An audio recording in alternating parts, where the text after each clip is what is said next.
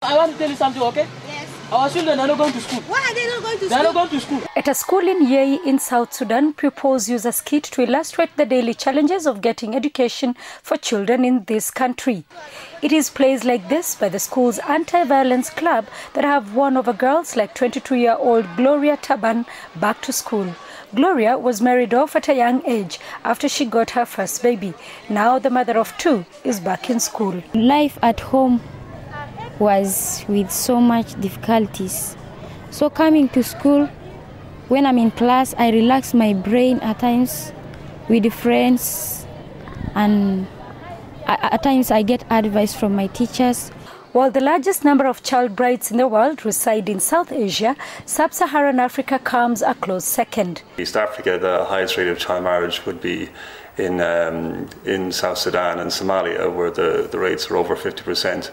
Then you have Ethiopia, which is also quite high, but is at least is trying to do something about it. That's 41%, whereas Kenya and Rwanda are relatively, they're a lot better. They're way less than 30%. Experts say for the world's youngest nation, early marriages have widened the gender gap in schools, contributed to maternal mortality, and is a violation of the rights of the child.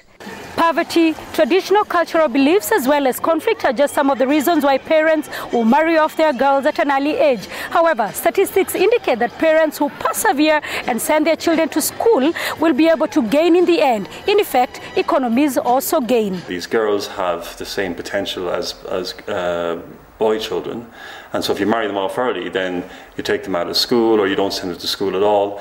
They could be future engineers, future architects, future presidents even amongst those girls, and that potential is lost when they get married off. South Sudan's child's law stipulates the age of marriage as 18, but faced with a long-running conflict, poverty and starvation, the girl child here finds herself at risk of early marriage. If you want to reduce and actually ultimately eradicate child marriage, you actually have to have a national strategy, you have to have an action plan, and you have to follow it up. Back in Yei, Gloria and at least 50 other girls have a second chance at life. Not so for at least 13.5 million girls globally who will be married off this year, well before their 18th birthday.